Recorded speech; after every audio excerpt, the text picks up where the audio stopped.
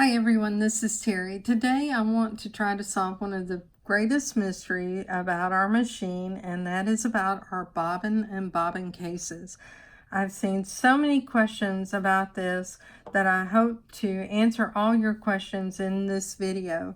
Now, I've recorded a video for the Dream Machine, and to access your bobbin case is different on the Dream Machine. If you want to watch that video, go to YouTube and look at the playlist for the Dream Machine.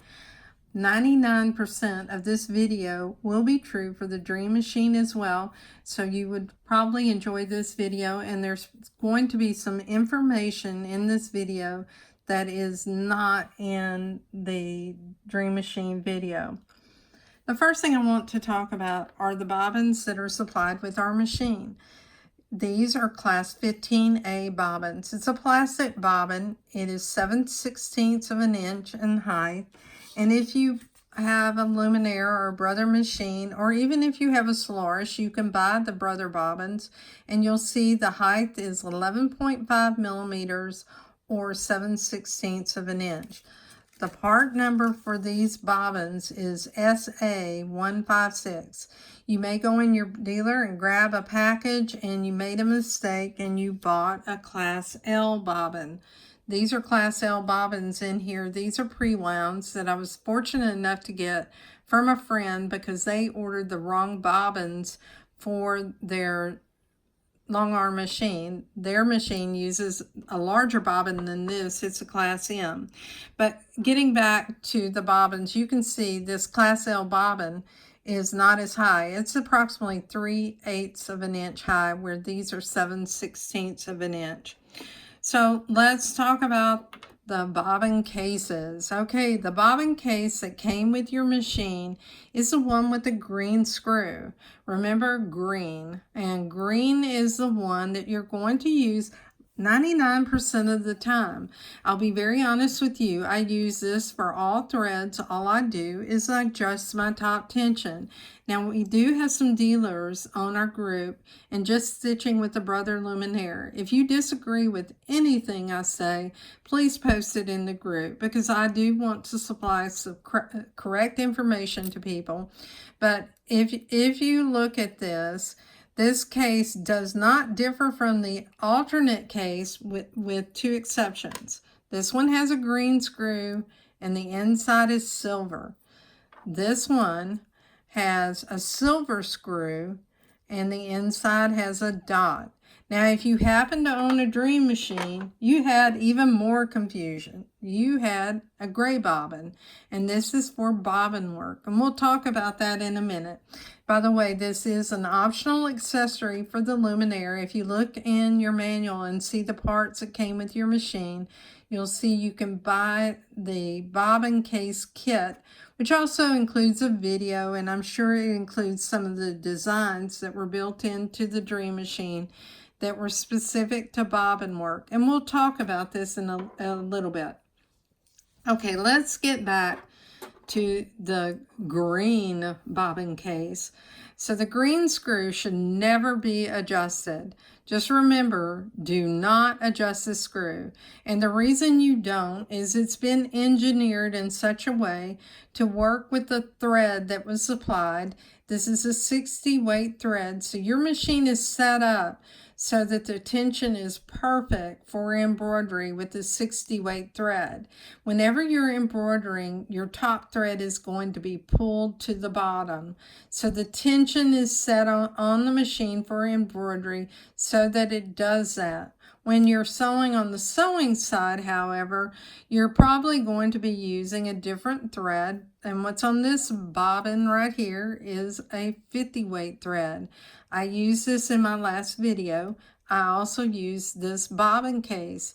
I may have adjusted the top tension if I needed to, but honestly, I don't think I did, because I was making buttonholes and everything worked beautifully.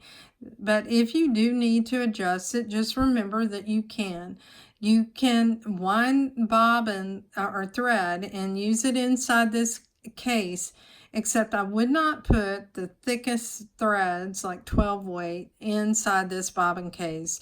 You don't want to do that. What you want to do, if you're using those 12 weight threads or the real heavy threads or cord, you do want to get a bobbin work bobbin. Now let's talk about the case here. This is your alternate case. The difference between this case is it has the blue dot, and it also has a silver screw. There are 2 silver screws, in fact, but remember, you're always going to adjust tension if you have to with the slotted screw on the left. And you'll remember that because this is green and painted, and that means do not change it. It's the one you use for embroidery and everyday sewing. This is your alternate. You can adjust this screw. When you're adjusting the screw on a bobbin case, and I have a long arm machine, and I typically have to adjust my tension on it depending on the threads I'm using, remember the rule righty-tighty, lefty-loosey. So you want to do very fine increments, and by that I mean very fine, just minute adjustments. Don't go turning this, to extreme turns. You want to make very fine adjustments, and remember that if you're tightening it, it's to the right, and if you're loosening it, it's to the left. That's why I said righty-tighty, lefty-loosey. This is also the bobbin case you use if you happen to have a pre-wound that is not a class 15A bobbin. So you just drop the spacer. You see the spacer here. You drop it inside, and it does say inside. You can see here it's magnetic. If you want to get it out, you just press right here on the back, and then, or you can reach inside and grab it out. I did that just to show you with the hole. If you are using a pre-wound that is a class L, and it has this cardboard cover, remove it. Remove this top cover when you put it in. If I was using this one, I would just drop it inside and it would work. Now let me talk to you about how to load up a bobbin and which direction your thread should go. And we'll just move the alternate case over here to the side, and we'll work with the one with the green. And let me move all this thread as well. Okay, you see this thread right here? If you hold it up, it looks like the letter P. If I pull on it, it is winding to the left or counterclockwise. That is the way your thread goes into your bobbin case. Let's look at this graphic right here, and I hope you can see this under the lighting. You can see that it's showing this thread coming off and going back to the left. So if I take this thread, for example, and place it right here, what it's going to do is go into my bobbin case like this. So it's coming off the left, and that's the way it needs to spin. Oftentimes you're having problems with the quality of your stitch, and it's because you place it in the case in the wrong way.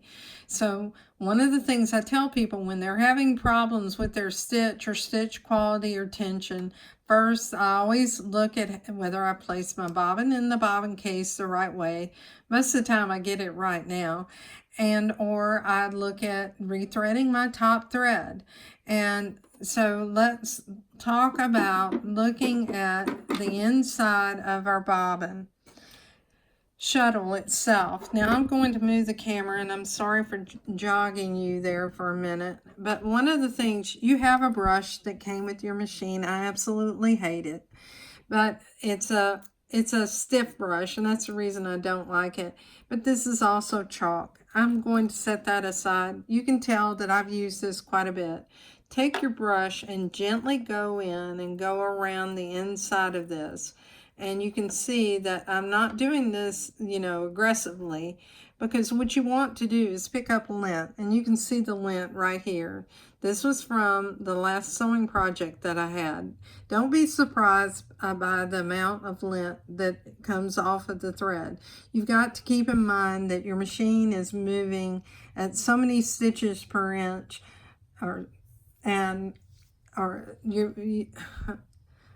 I'm not going to edit this video. This is the 15th time, so let me stop and regroup. You've got to realize that your speed of your machine is very, very fast. And what happens is that lint comes off of not only the fabric that you're using, but also the thread. And some thread produces more lint than others. Now, the other thing that I'm going to show you is that I clean this area here. And you can see that I picked up actually more lint, and I'm going to clean it like this. Sometimes I may take a Q-tip in there and clean it. But I'm one of these people that believes that if I invested this much money in a machine, I'm taking it into my dealer on an annual basis and I'm having it cleaned. Now, I'm fortunate enough that I have some backup machines so that if I want to sew during the time that it's at my dealer's, I can sew. But always take care of your machine. Now, I don't use compressed air because I don't want to push something back inside this machine because this is all closed up. And even if I remove my embroidery arm, I still don't have access to the inside of this.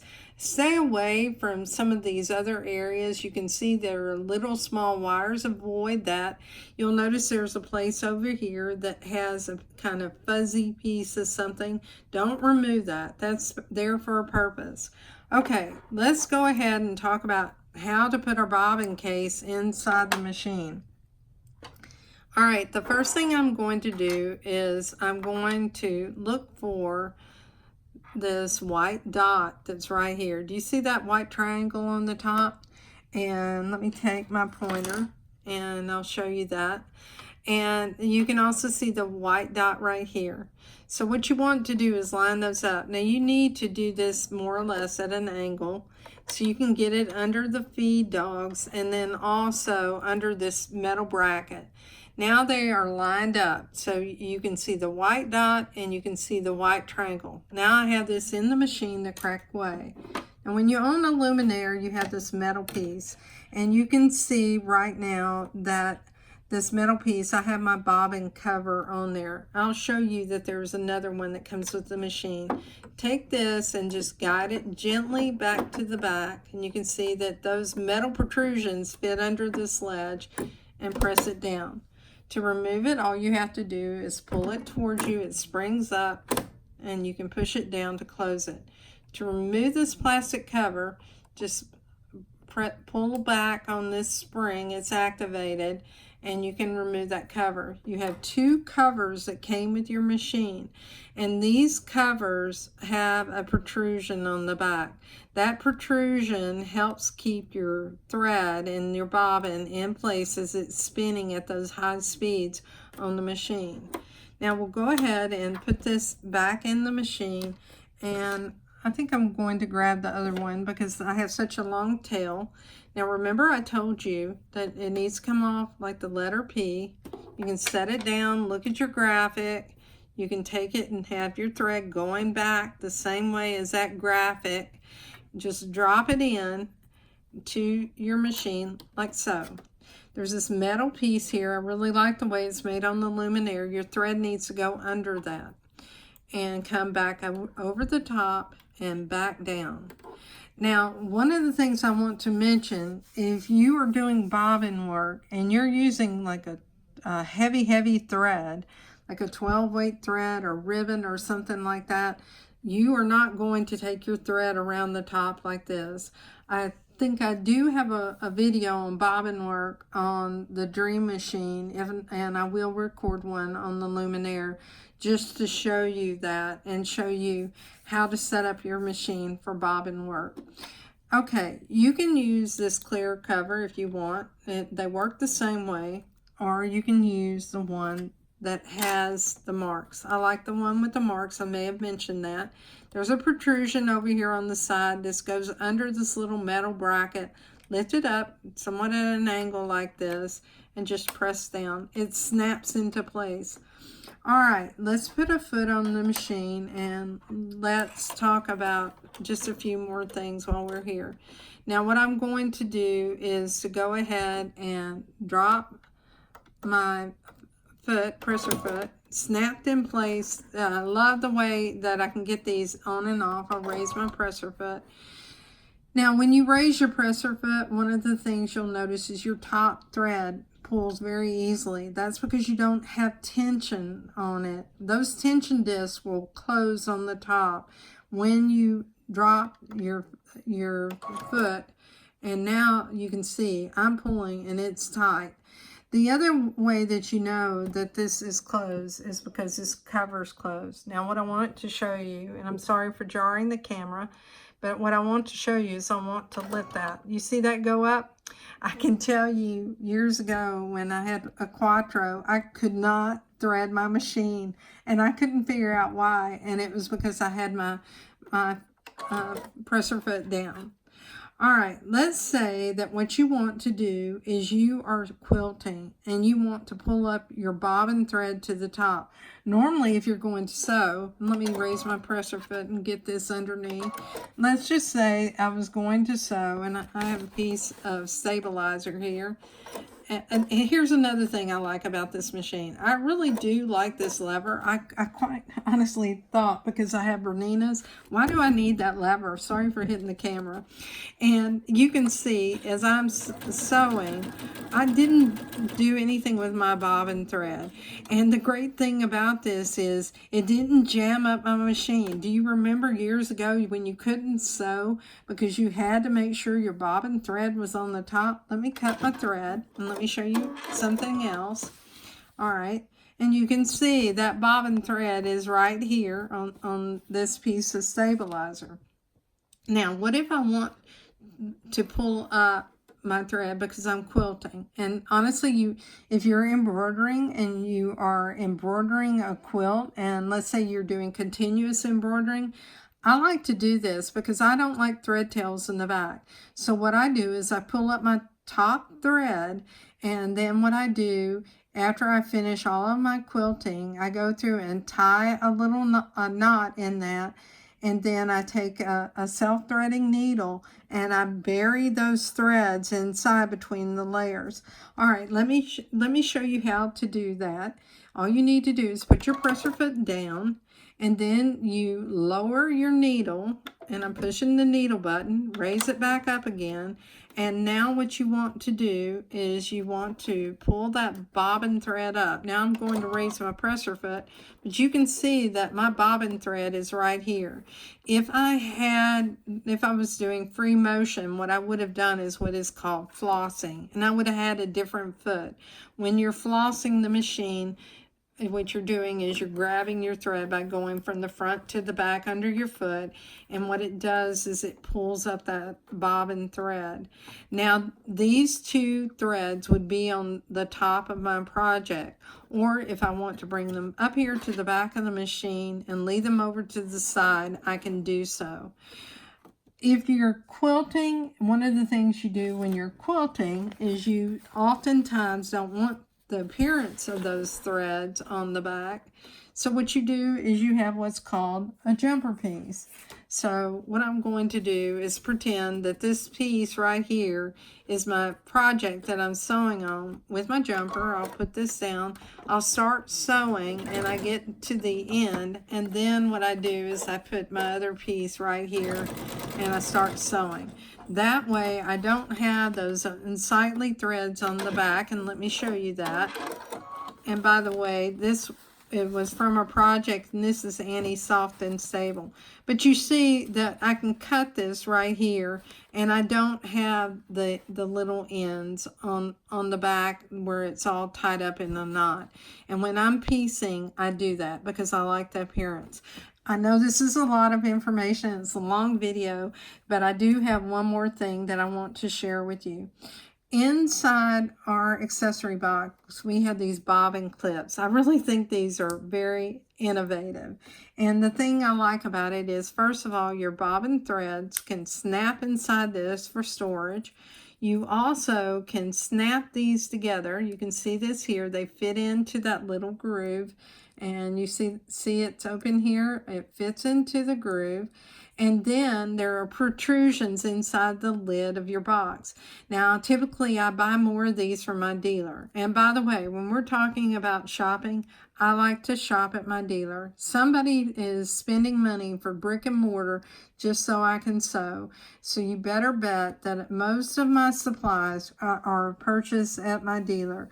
They may be more expensive than they are on the internet, but recognize that your dealer is going to have classes. They have wonderful education. I know my dealer does, and it's always a privilege to go there. Thanks so much for your time today. I appreciate it so much. If you like my videos, please like and subscribe to them. Leave a comment on YouTube, or consider joining us in the Facebook group, Just Stitching with the Brother Luminaire. I am the moderator of that group, and as I mentioned, we have dealers that belong to our group, and we also have individuals. There's a lot of talent in our group, and in just a little over a month, we have close to 400 members, so our group is really growing each and every day. Thanks so much for your time.